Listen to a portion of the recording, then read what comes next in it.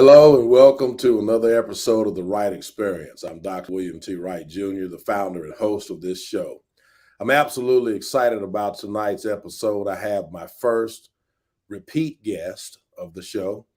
And actually, this guest had the top viewership for 2021. So I'm absolutely excited to have her back tonight. And tonight, she is not only presenting herself as a professional educator, but also as a brand new author of an amazing Christian book that we will talk a lot about tonight. My guest tonight is Dr. Mary L. Young.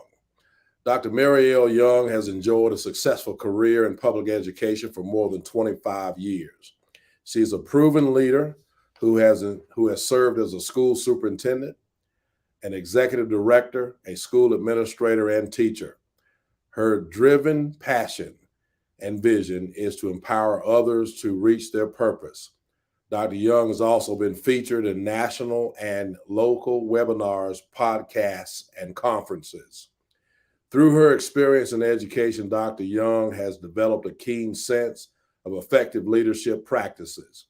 She completed Harvard University's School Turnaround Leaders Institute, Harvard University's Urban School Leadership, the Center for Creative Leadership Institute, and the New Leaders in DC School Leaders Network. In addition, she is a principal assessor for the National Association of Secondary Principals and certified Gallup Strengths Finders coach and graduate from the esteemed AASA Urban Superintendent Academy. Dr. Young holds a Bachelor of Arts in Interdisciplinary Studies from the University of South Carolina, a Master's of Education from Reading from Howard University, and a Doctorate in Education Administration and Policy from Howard University also. And she is the brand new author of a book entitled The Prayer of Achsah. So we are absolutely excited and absolutely thrilled to have, once again, Dr. Mary Young. Welcome to the Wright Experience. Thank you. Thank you. I appreciate Achsah. it. Is that Yes, right? AXA. Yes, Okay. sir. All Yes. right. As I You were don't know teaching why. us a new word there. So Yes. Every time you read the bio, I'm like, okay, who is he talking about? But it's like, yeah, okay, that's me. that's you. That's you. That's you. You've had an amazing career and are still having, because you're not done with the Yes. work that's Yes. set before you. So I admire tonight. You know, you've written this amazing book, and I have not read it all yet, but I've certainly delved into it a little bit, and just an amazing accomplishment. And we know that part of that was done while you were going through your recovery. So that's Yes. I think that's certainly an awesome thing. So talk to us a little bit about that book, that amazing book, and what inspired you to write that book, Dr. Young?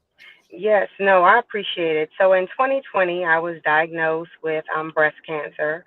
And I, at the time, was superintendent. As my first year superintendent, I had the surprise of having cancer when I thought everything else was hard enough in the position, and then COVID. And so I, went through chemo, and then literally about 6 months later, I was diagnosed with thyroid cancer. And so at that time, I decided to step down from my position to just focus on my health. And so during that time, shortly after I had, and in the book, I call it the angry prayer. That's the, what am I doing here, God? I don't want to be here. I want to be at work. I've gone through enough, and it was one of those places when you talk about just what inspired me. I was in a holding pattern. I was in a place where I couldn't do anything, not just, as relates to work, but even just physical. So for anyone that's familiar with thyroid, sometimes it can have its share of challenges when it comes down to just your energy. And so for me, it was just one of those places like, this cannot be the end. Like, surely I've not gone to college. I've not gotten these degrees, have all this student loan, and now this is my end. I'm not going out like this. And Hmm. so for me, it was just about just being able to say, okay, so, what is it that I need to do? And so in that place, which was interesting, I basically was just like, okay, like I'm at a point of submission. And then the only thing I heard was right. And so for me, it was about being able to say, okay, that's fine, I'll write. And then that's when I began to write and talk about AXA. Several years prior, I had come across AXA. And what's interesting is that uh, never did I have at that until that time I'd never heard of her. And what's so for me, just that follow through of the way just life does and just the evolution. Here it is several years later, it was in fact her prayer that I was able to use and be instrumental to be able to guide me through to my breakthrough. And so everything happens for a reason. Hmm. Hmm. Absolutely. And so tell us about AXA, because I had never heard, um, and I'm sure that our audience is not necessarily familiar. So tell us about that. Yes. And so Axa, just to give a little bit about her, she's the daughter of Caleb. And Caleb is the one where he and Joshua went into the Canaan land and said, we're well able, when everyone else said that there were just too many giants in the land. And he Okay. said, there's a land filled with milk and honey. We're well able. And they said, no, we're not going to do it. So this is his daughter. And I'll just give you just a sneak, about her. What's interesting about her is she is a concubine's daughter. And so when you think about AXA was never according to the traditions of society. She was, as you say, a second class citizen. And Uh-huh. as a second class citizen, she had no rights. But here it is in the middle of this text, we find a young girl who shouldn't even have been here, shouldn't even have been made known, shouldn't have been mentioned. And we begin to talk about her and her prayer. And so for me, that just says, speaks to just the significance of her. As people would say, someone who shouldn't have been there ends up in a place, according to tradition, ends up in a place that's powerful. And as a result of her breakthrough, I was able to get my breakthrough. How about that, and how that parallels to what this show has been about? Leaders and being elevated to leadership, and people think that it's some kind of happenstance thing, but Mhm. just being ready for the call, and then obviously getting the call and moving into it and doing that work. And Yes. so, in your case in particular, you worked excellently. We both, I think, were going through our cancer scare and recovery right around the same time. And so Yes. I think, sometimes we were on the phone encouraging each other, and we're both still here. So there Yes. must be more Yes. work for us to do, for sure. Yes. That means it's still purpose. That's right. Definitely. Right. So, as a school leader, Dr. Young, what is one thing you wish you had known maybe before you started treatment? So I will say what's interesting is that sometimes people they think that when you come in as a school leader, you come in as a one-dimensional person. Hmm. And what's interesting is sometimes people see children like that in the educational setting. And it's only until we look at them from a physical, from emotional, from a mental, social, and education, academic, they were able to really understand the whole child. So, me as a leader, when I had this crisis, I wasn't just the superintendent. I wasn't just the person that had the degree. There were so many other layers to who I am. And so for me, a part of it was thinking in terms of what is my core? What is it that's going to keep me? And various people have various uh, things or forces that they go to for whatever reason, wherever you are on your journey in life.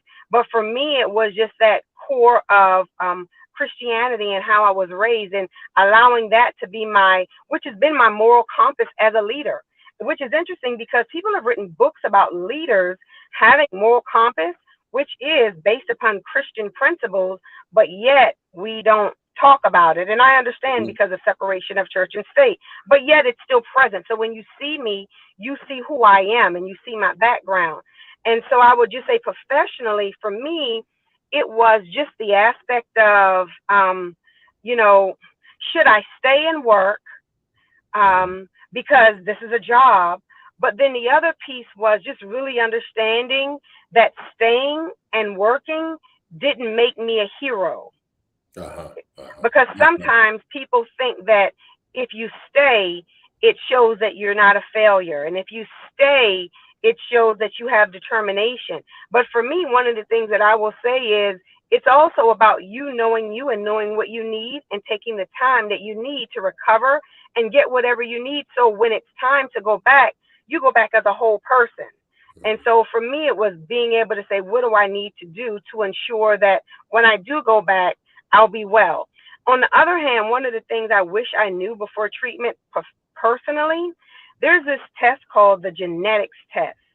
And many of you may or may not know, but it's a genetic test that tests your genes to see, are you predisposed to certain cancers? And so I would say, in hindsight, I wish I had known about that test because I tested positive for the BRCA2. And so it was a genetics test. And based upon that, just briefly, many of you may or may not have heard years ago, probably over 20 years ago, Angelina Jolie's mother had cancer. She took the genetics test, found out that she was BRCA2 positive, and then she had a double mastectomy, and people thought they were enraged because they wondered, why would this woman who didn't have breast cancer get a double mastectomy? But she did that as a preventive measure so that she would never have to experience cancer. And so for me, a part of it was being aware of the various interventive, I guess, assessments or tests that are out there. We know about the mammogram and the colonoscopy, but there's a genetics test that really allows you to be able to further dig into your background, which once again is a way to be able to help to better care and take care of yourself. And once again, being able to put intervention measures in place. And so if I had known about that test in hindsight and had, done what was needed, it's very likely that I would not have had to have gone through the journey. But a part of it is everything happens and you move forward, and I'm here to talk about it. And so I'm grateful, but it's just one of those things of people needing to know those tests exist. And sometimes in communities in general, and certainly communities of color, we are sometimes afraid to have those tests so we can know what's going on, so we can better take care of ourselves. So certainly, and particularly as leaders, with leadership and the pressures that come with that, we cannot forget to take care of our human physical being as well as our psyche, the mental health as well as the physical health by whatever means are necessary. So thank you for that. Thank you for sharing it. No. So, Dr. Young, during your process, what was your biggest, I'd say, self-discovery or revelation after you were diagnosed? So I have a couple that I wrote down. One, which was the first thing to come to my mind, was never say never. Right. Never in a million years would I thought that I would have cancer. Sure. And then to have it twice. And so for me, sometimes we say what we'll never do or never happen, but that was something that I really never say never, because you just don't know. And then the other thing that I had was I then had the attitude of why me? And it was one of those things where when I found out, when you talk about the revelation or the discovery, it was one of those things that I talk about in the book that really just shook me to my core. Yeah, we've had experiences in life with trauma and various things for wherever we are in our journey in life. But that one, it just shook me to my core. And so for me, it was one of those, what does that mean for me? And when I think about that, I think about sometimes people have had experiences, but you really don't understand until you go through. that experience and how it impacts you. Yeah. And then the other thing that I would say that has changed is my perspective has changed. It's Mhm. really helped me to really prioritize what's the most important. And I thought that I had prioritized what was most important, but what I really discovered was there were times when I compromised. And I'll give you an example. As a school superintendent, and you're a school superintendent, you work sometimes 14, 15 hours a day. Yeah. And when you have a family, sometimes they are neglected. And so a part of the working was I rationalized and justified, well, I'm working to provide. I'm working to buy things. I'm working to ensure that you have what I didn't have, when all along the only thing my children wanted was just me. Mhm. And really understanding that, I was rationalizing working those long hours as a way to say I'm providing better for them. But at the end of the day, that was just me trying to justify it. So just the aha moment of saying, when it's time to stop, take the time to stop. Things will always happen. And as I used to tell someone, it's interesting, you tell other people, but sometimes you don't take that recommendation yourself. And I used to always tell a principal, a couple of my principals, the bucket never gets empty. There will always be something to do. And so you have to have the self-discipline to know when to stop and to say it's time to call it quits and go home. But I think sometimes, and right along the lines of what you're saying, I think sometimes we spend more time probably um, telling other people what needs to be done and taking time for yourself. And I've heard people say many times, and I think this is right. You got to keep the job to do the job. And so, That's right.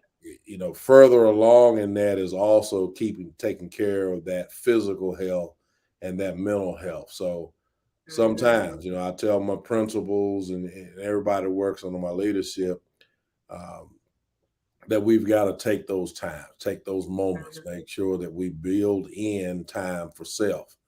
And then, I learned, as you're saying, with my diagnosis that, well, dude, you're doing a really good job of telling everybody else that, but you're not really doing it yourself. And so for me, just like you're saying, it kind of slowed me down and made me appreciate and value the things that we needed to keep going. So that's outstanding. I think that's Yes. right on target. So so now that you've gone through this, and as we have, and we're claiming it to be through this, Yes. what Yes. has this experience taught you? So I will say one of the things that it's taught me is resilience is key. Mhm. Um, and so I knew that I was resilient and I knew that I was a fighter. Mhm. But one of the quotes that I wrote, and I'm just going to paraphrase it, but it was one of those quotes that I said, there are only certain strengths that you can gain in a storm.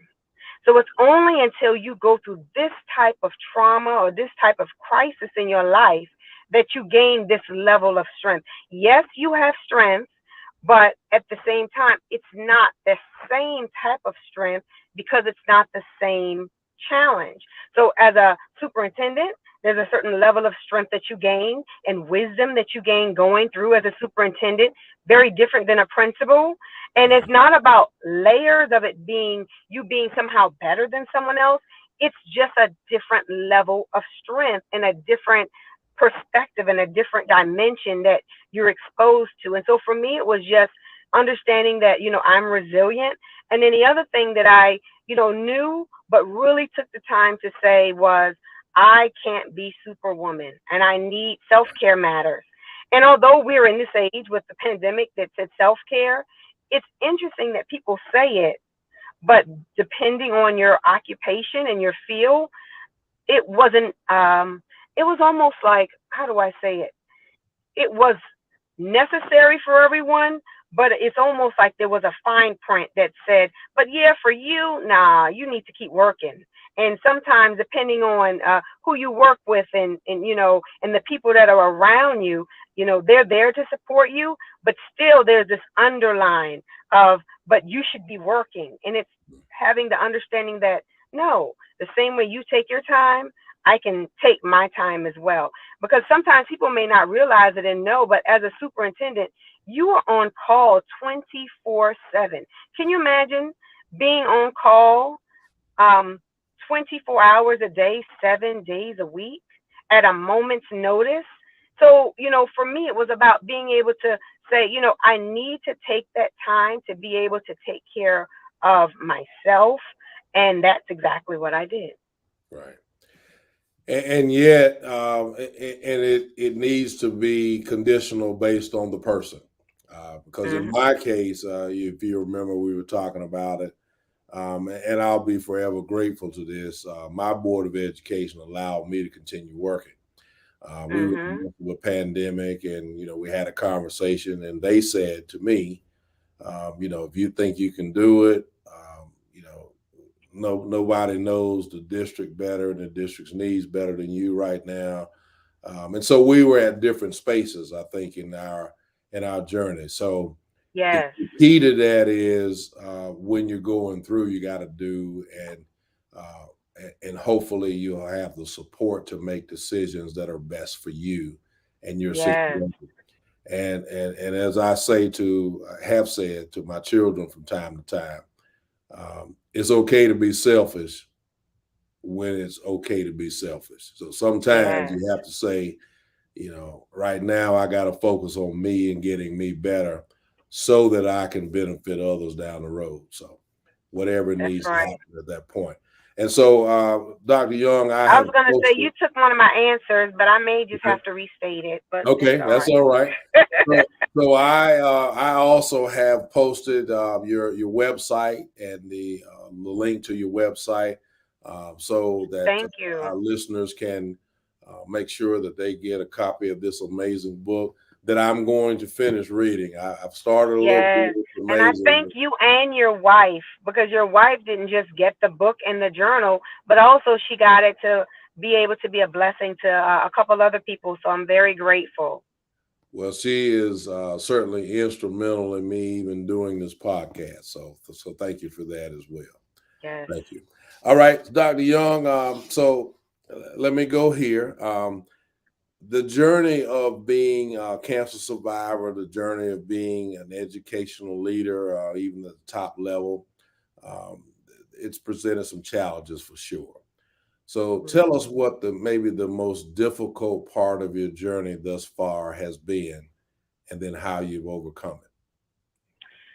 So I will say, what's interesting is there's so many other things, but the first thing that comes to my mind is COVID. Um, Right. and the reason why I say COVID is because many people may or may not know, but when you're going through chemo, during that time, they were not allowing anyone to come in so when you would go to the doctor, you were going in by yourself. Normally you go in with one other person. When you would go in to get your chemo treatment, chemotherapy, you were able to bring someone in. And because our compromised immune system, we weren't able to bring anyone in. And so, you had that piece of the restrictions when it came down to going in to get treatment. But then also you had the restriction of, people not being able to come to your house because of the potential of them, having COVID. And so for me, I think being the type of person that I am, that was really difficult for me, especially when you talk about people that want to be there for you. I had so many people saying they want to come see me. And I'll just give you one example. My sister, who's a nurse, an RN, and she said, I'm coming. And I said, I love you, but you can't come. And she understood. So on the humanistic part, she understood that, you know, I can't be there, although I'm a little offended, and I'm not gonna. She was, but on the other side, she understood that because of her occupation, of Right. her being around people that had COVID, she wasn't able to come. And so, it was like one of those things where, she sort of kind of felt a little rejected, and it was like it's not a rejection. It's just and I know that there's just certain parameters and certain barriers, and so just that time and so I was fortunate to be able to have people that, I could get on like social media like Zoom and group me and have conversations and talk to people. But it was just really hard when it came down to that piece because depending on the person, There's nothing better than the human touch. That's right. And during COVID, when you would think that you would want to have, that connection, that was when you needed it the most, depending on the person, you weren't even able to get that. And so that was, I said, it was really hard. It was really hard. Deja vu. For me, it was me and the Duke nurses and nurses assistants. I understand. Hmm. Yeah. Absolutely. But we came through it despite it, didn't we? So if a new leader, brand new educational leader, went through, maybe learned just yesterday that they had a major crisis in front of them, what things would you say to them? Certainly, I know we're going to hear something about faith, but what things would you say to them to help them get through that major crisis? So I have a couple things. I'll end with faith. How about that? All right. Okay. All right. So one thing that I will say is that there is life on the other side of your crisis. Mm-hmm, mm-hmm. And sometimes you see other people going through crisis and you really don't know what they're going through until you go through it. And I give the analogy, about 7 years ago, my mother passed. And normally, when people that I knew, their parent had passed, I would always share my condolence. I'm praying for you, and then provide support that I need. But and so I was able to give them sympathy. But it Mm-hmm. was only until my mother passed that I really understood what they were going through, and Mm-hmm. I was able to understand from the lens of being empathetic, Right. because it wasn't just about knowing that they were going through, but understanding at least some fraction of how they felt going through. And so, as a leader, present leader or future leader, understand that whatever happens in life, it may appear hard, but just know that you can make it through. And it doesn't matter what it is. And it doesn't have to be a health crisis, it could be something at work, that just knocks you, takes your legs. It could, from under you. It could be something where, something just knocks the wind out of you. But, at the end of the day, still know that if you're left standing, that Mm-hmm. that means you have purpose, and that means that there's life on the other side. And so when I think about things that go on, one of the things I think about is, okay, this is here. What is it that I can learn from it so that I can grow from it, so that I can be a better person from it? And so a part of it is having that lens allows me to be able to say, I may not appreciate what I went through, but certainly there's some things I can learn from it and Mm-hmm. help others. Mm-hmm. And And then that's the so other thing, true. oh, I'm sorry. Hmm. Go ahead. No, I was saying I had two other. The other thing Okay. that I was just going to say is, which was interesting, my dad. So my dad was present, and I say it like that because he was a dad.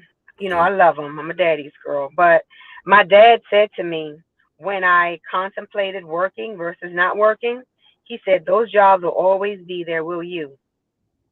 Uh-huh. Take care of yourself." And that's Uh-huh. what I say to future leaders and current leaders. Those jobs will always be there. Take care of you. Because Mm-hmm. if you don't take care of you, you won't be here, but the jobs will still be here. And so Mm-hmm. you have to make sure that you make yourself a priority. And then the last, and you knew about that already, was just that foundation. And my foundation was what sustained me, and that was just a foundation of faith and believing in God that He would see me through. And what was interesting was when I would go to the doctors and I would talk about when I'm done, I'm going to be healed, they would look at me, like, okay, keep that positive attitude. And I'm like, no, I'm going to be healed. And so it was just interesting because it said those that are optimistic, they always come out doing well. And it was like, I hear you and I'm optimistic, but it's a different perspective, and it's about faith, and it's about faith in God and my creator. And everyone goes through the challenges differently, but making sure that somewhere down the line, you have a foundation that's going to help pull you through. Whatever your foundation is, you're going to need a foundation that's going to be there So when you go through the trials and the storms of life, you'll be able to withstand. And that's that And I whole other apologize for side. cutting you off. No, that's fine. That's that whole other side thing that you were talking about. You got to know that there's another side, and keep that prevalent. Also, a superintendent colleague of ours said to me when I learned of my diagnosis initially, make sure that you keep folks around you that are speaking positively. And Yes. if they're not positive, get them away from you. That's right. That was key. That was key as well as the things that you have said. So, Dr. Young, we've been in this business for a while, 25 years. I think I heard you say this is year 25 for me coming up.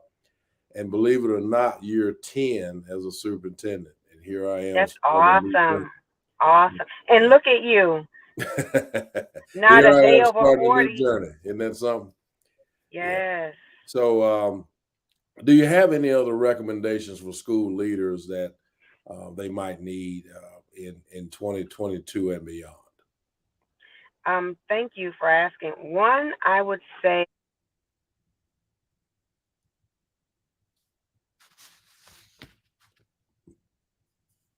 Sounds like you might be muted, Dr. Young, somehow.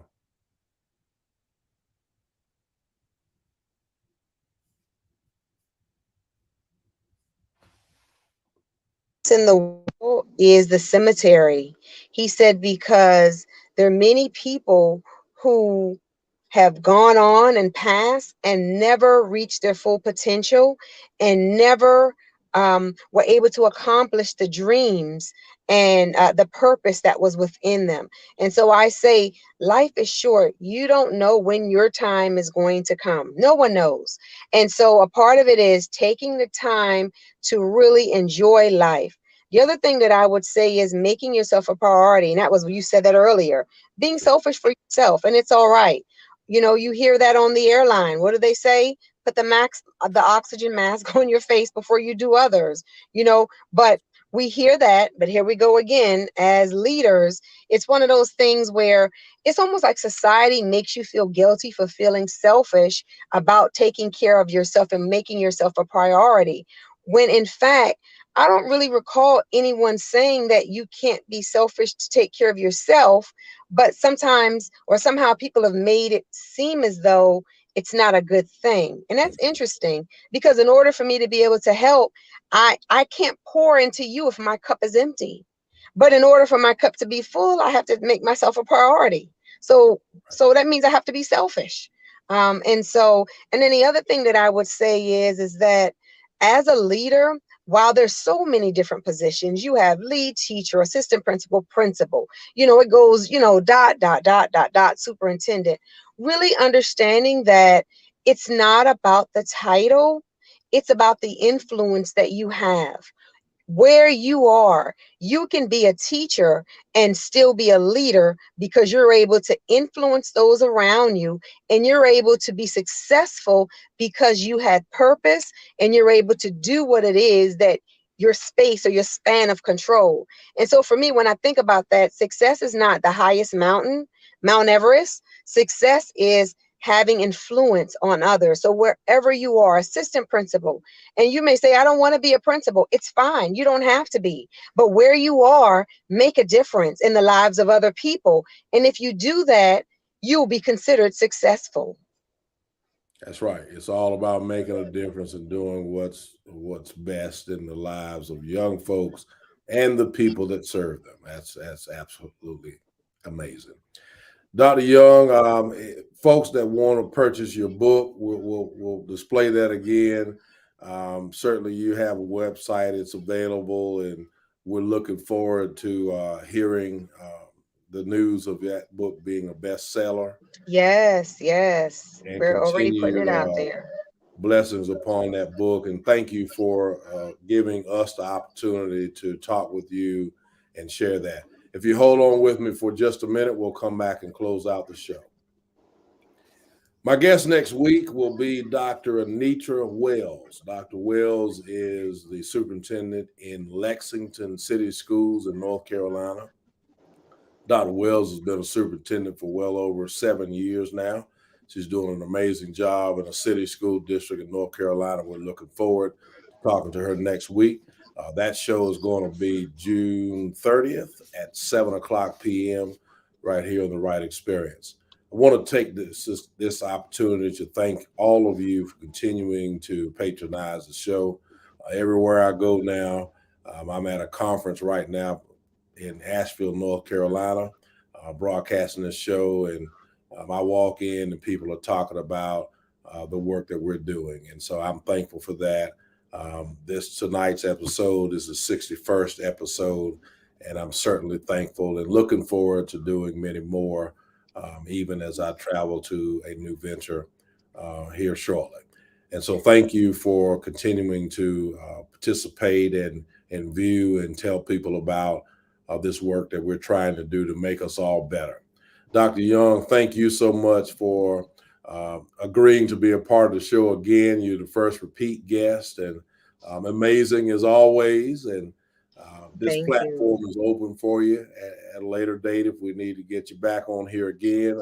Yes, I'm writing another book. How about that? That's right. That's right. And my goal is that it's a book catered for parents. Okay. And I didn't even put that plug. I'm sorry. It's a book catered for parents, and it's going to be an interesting book with the title. So, but my goal is to have it out in time for school so that parents can have this guide, this playbook. And so, like I said, it's going to be perhaps controversial because, parents are going to get the black book. How about that? Okay. All right. Well, we're looking forward to that, and we'll go ahead and make sure that we get a date booked and get you back on to talk about that too. And we just appreciate the work that you do, have been doing, and continue to do to help us all get better. And we appreciate your willingness to be a part of this Wright Experience. Thank you. Thank you for your support. Thank you. And to the Wright Experience audience, thank you, and have a good evening.